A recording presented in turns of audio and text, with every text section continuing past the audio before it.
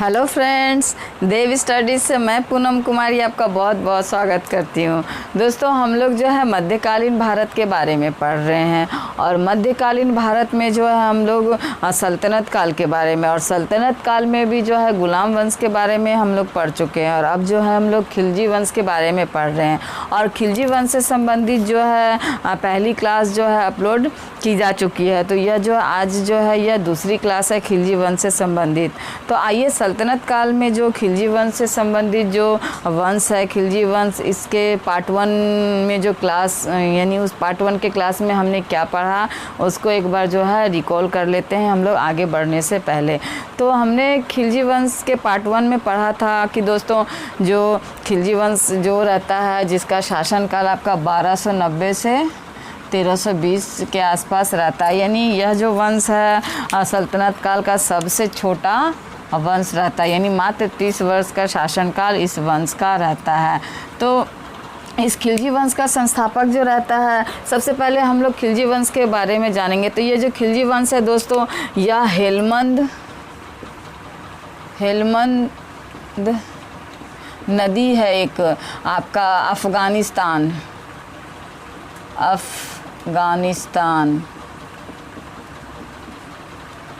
अफ़गानिस्तान में। तो इस हेलमंद नदी के किनारे जो है यानी इसके तटीय भागों में जो है ये जाति यानी खिलजी वंश यानी खिलजी जाति के लोग रहते थे। तो ये वहाँ से संबंधित थे, अफ़गानिस्तान से ये जाति संबंधित थी। तो ये जो खिलजी वंश का जो संस्थापक रहता है वह जलालुद्दीन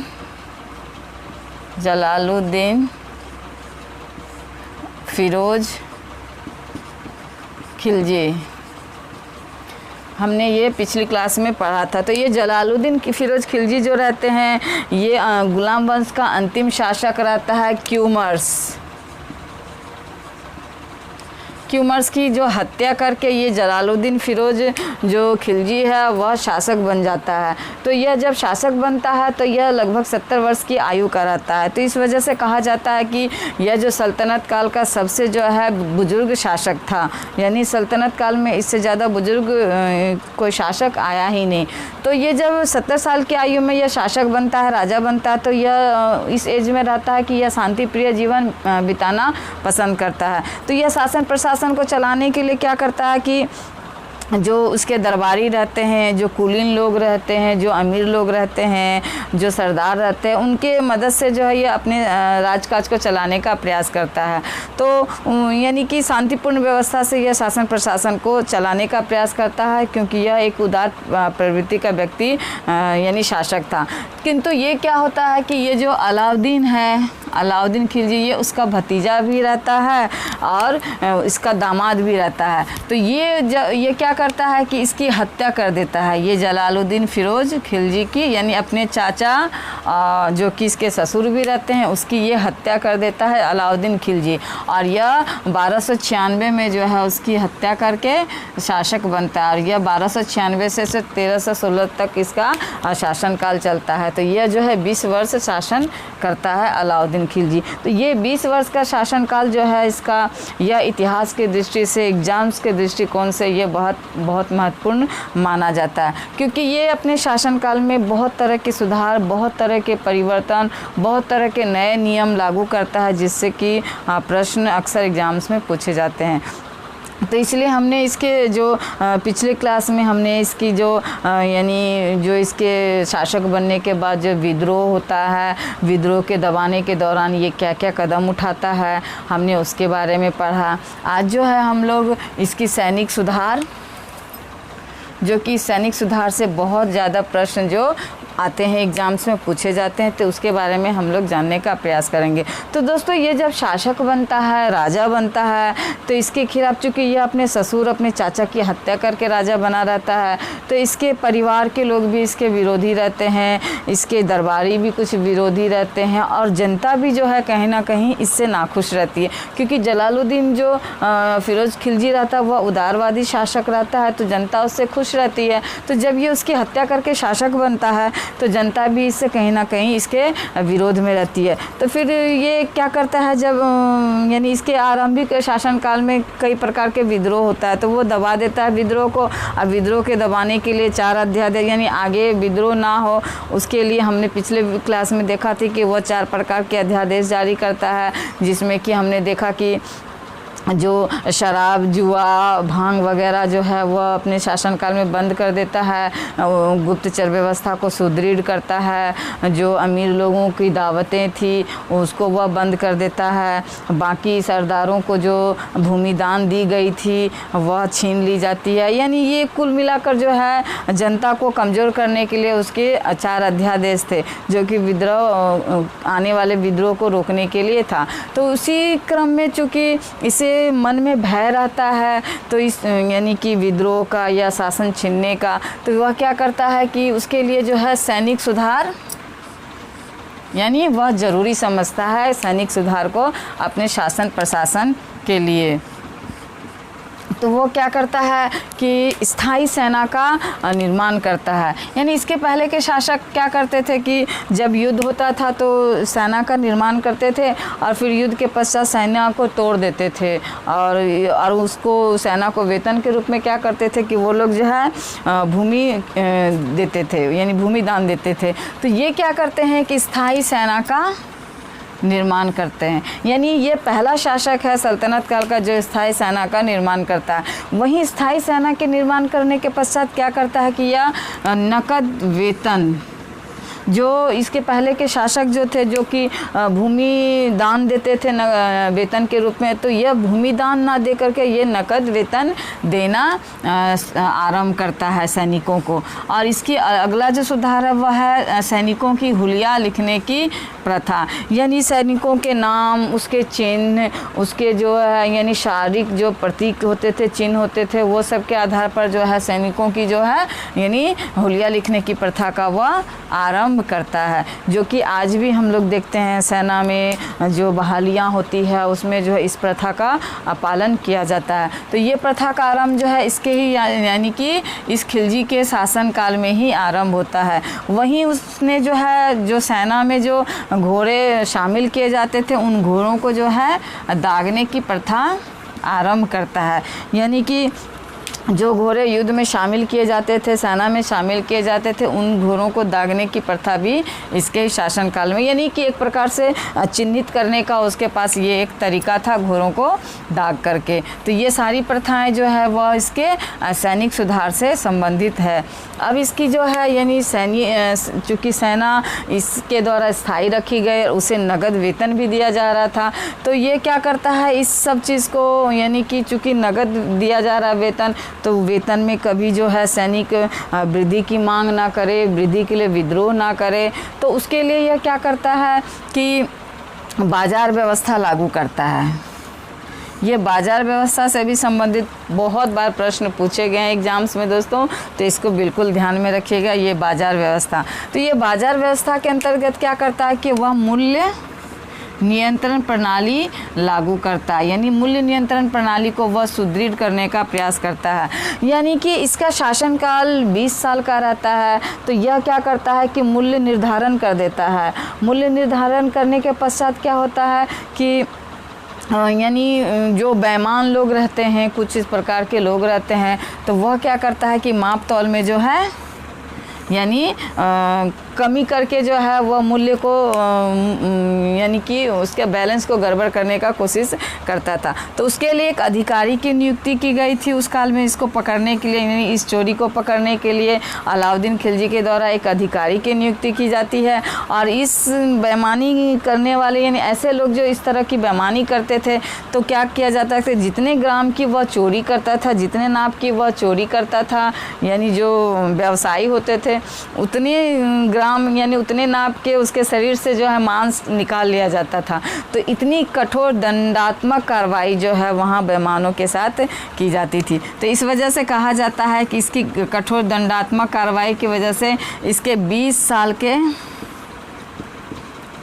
यानी इसके 20 साल के शासनकाल में, यानी आरंभ से अंत तक जो है इसका जो मूल्य इसके बाज़ार का नहीं बिगड़ता है। और आरंभ में तो ये जो बाज़ार है मीन्स सिर्फ सेना के लिए यह आरंभ करता है, किंतु यह बाज़ार जो है धीरे धीरे जनसाधारण यानी जनता के लिए भी यह नियम, ये बाज़ार नियम उनके लिए भी लागू हो जाता है। और इस बाज़ार को यानी बाज़ार जो व्यवस्था थी यह 4 प्रकार के बाज़ार व्यवस्था यानी बाज़ार का आरंभ करता है, जिसमें कि खाद्यान्न बाज़ार, यानी ये पहला जो था यह खाद्यान्न बाज़ार था, जो कि खान पान से संबंधित इसमें सामग्रियां मिलती थी। वहीं जो इसकी दूसरा जो बाज़ार था वह निर्मित वस्तु बाज़ार कहलाता था।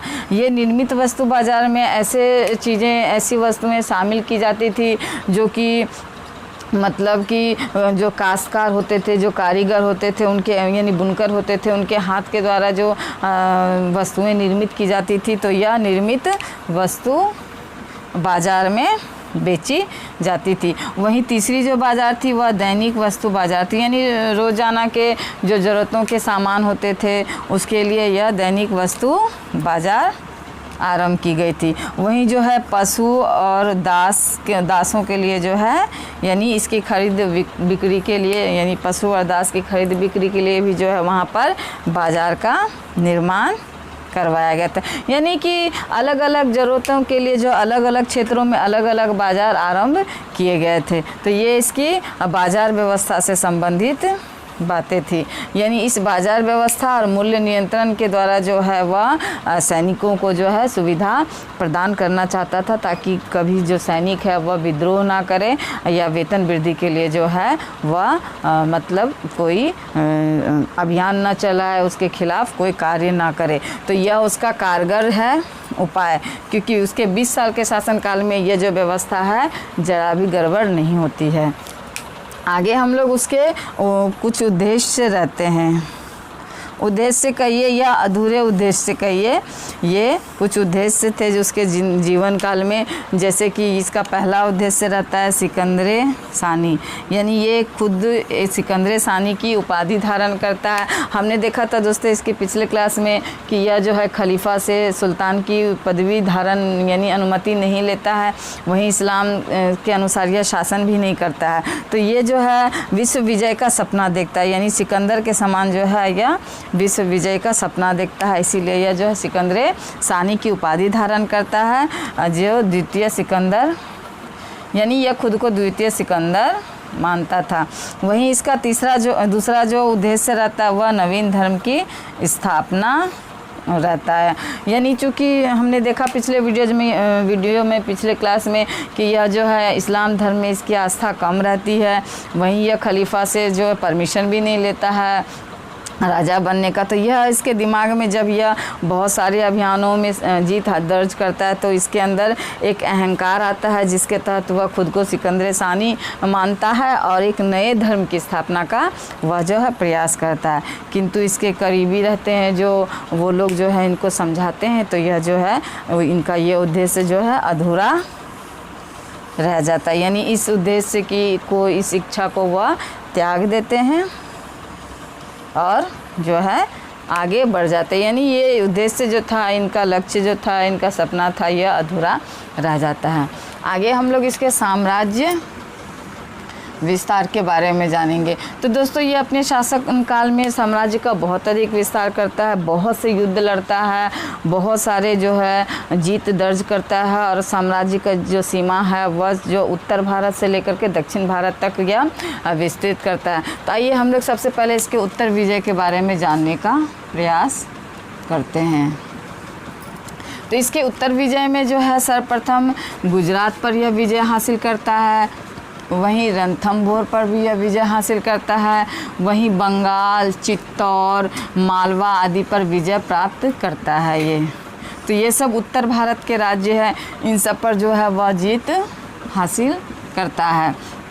और गुजरात में जब यह अभियान चलाता है तो उस गुजरात में जो है यह मलिक काफूर को खरीदता है। यह मलिक काफूर को जो है यह जफ़र खां इसका सेनापति रहता है, यह खरीदता है और इसे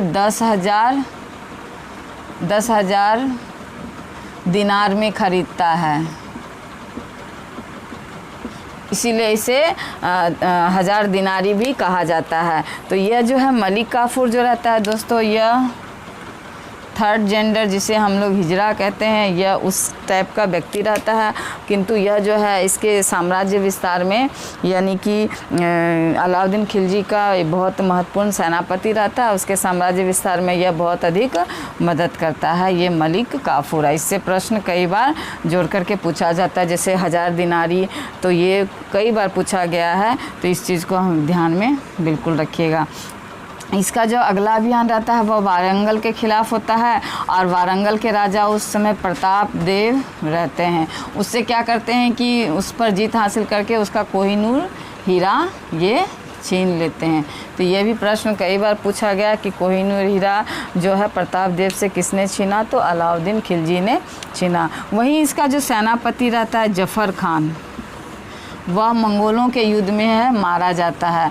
यानी मंगोलों का सबसे ज़्यादा आक्रमण जो है इसके शासनकाल में, लगभग 6 बार जो आक्रमण इसके शासनकाल में मंगोलों का होता है। ऐसे तो इल्तुतमिश के शासनकाल में ही हमने पढ़ा था कि मंगोलों का जो है आक्रमण आरंभ हो गया था, किंतु इसके शासनकाल में जो है सबसे ज़्यादा मंगोल आक्रमण हुए थे। और इसी मंगोल आक्रमण के दौरान जो है मंगोलों से युद्ध करते हुए जो इसका सेनापति है जफ़र खां, इसकी मृत्यु हो जाती है।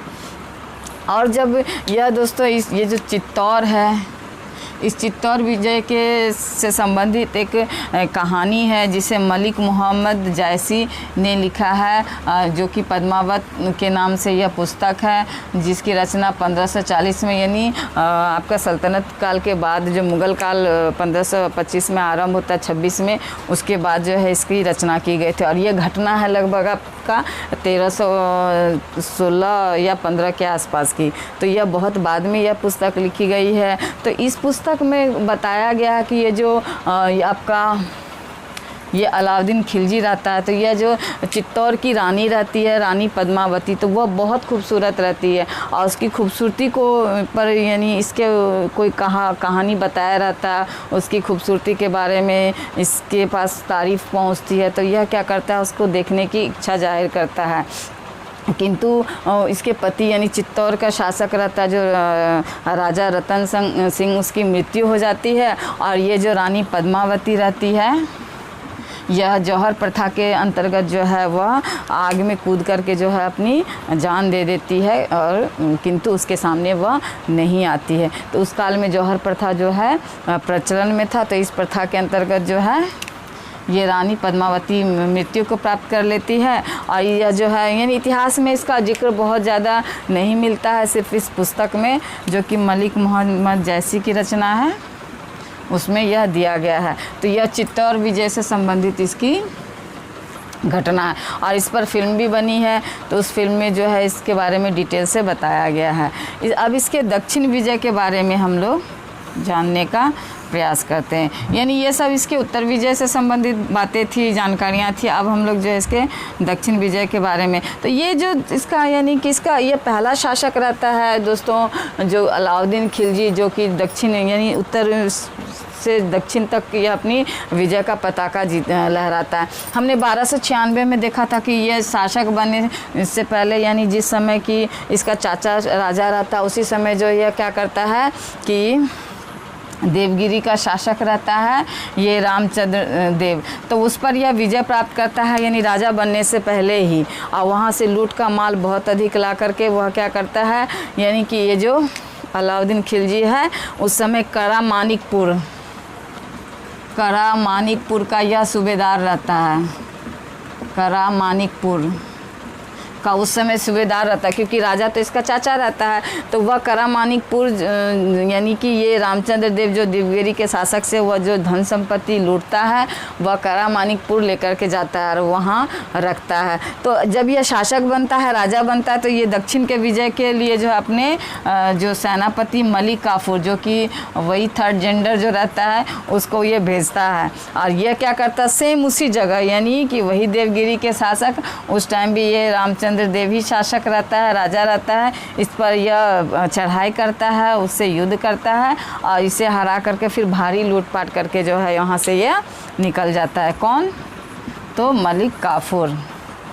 यानी कि जहाँ मालिक ने जीत दर्ज की थी वहीं जो है इसका सेवक सेनापति भी जीत दर्ज करता है। और 1307 में जो है ये आक्रमण करता है। और यानी कि ये जो रामचंद्र देव जो देवगिरी के शासक रहते हैं उसके ऊपर ये मलिक काफूर जो है 1307 में आक्रमण करता है, युद्ध करता है, उससे संपत्ति उसकी जो है जीत करके लूट करके ले आता है। और सर्वाधिक जो है आक्रमण इस मंगोलों का इसके ही शासनकाल में हुआ था, यानी कि अलाउद्दीन खिलजी के ही शासनकाल में हुआ था। तो एक गंभीर बीमारी के पश्चात क्या होता है कि 1316 में इसकी मृत्यु हो जाती है अलाउद्दीन खिलजी की। तो उसके पश्चात क्या होता, मुबारक शाह उसका बेटा रहता है। उस मुबारक शाह जो है को यह जो आपका काफूर रहता है, मलिक काफूर, ये क्या करता है, इसको शासक राजा घोषित कर देता है। किंतु यह जो है अयोग्य शासक रहता है, यानी थोड़ा पागल टाइप का रहता है। कई बार कहा जाता है कि दरबार में जो है स्त्रियों के वेश धारण करके जो वह चला जाता था, यानी अयास टाइप का रहता है। तो वह जो है यानी कि 1316 से 1320 तक शासन करता है। और उसके पश्चात क्या होता है कि एक शासक आता है नासिरुद्दीन खुसरो खां। तो ये कहा जाता है कि नासिरुद्दीन खुसरो खां जो रहता है यह पहले हिंदू रहता है, ये उच्च पद प्राप्ति के लिए क्या करता है, इस्लाम धर्म को कबूल कर लेता है। तो जब ये से शासक बनाया जाता है, राजा बनाया जाता है, तो दरबारी लोग होते थे, जो कुलीन होते थे, जो अमीर होते थे, वो लोग क्या किए कि सब इसके खिलाफ जो है नासिरुद्दीन के खिलाफ जो है इसको यानी कि विद्रोह कर देते हैं और इसे जो है यानी कि शासक के पद से, राजा के पद से इसे हटा देते हैं। यानी 1320 में जो है अपदस्थ करके इस यानी इस खिलजी वंश का जो है अंत हो जाता है। इसके बाद तुगलक वंश का आरंभ होता है। तो ये थे दोस्तों खिलजी वंश से संबंधित कुछ महत्वपूर्ण जानकारियाँ। अगले वीडियो में जो है हम लोग अगली क्लास में हम लोग जो है तुगलक वंश के बारे में पढ़ेंगे। तब तक के लिए मेरे वीडियो को देखने के लिए और मेरे चैनल से जुड़ने के लिए बहुत बहुत धन्यवाद।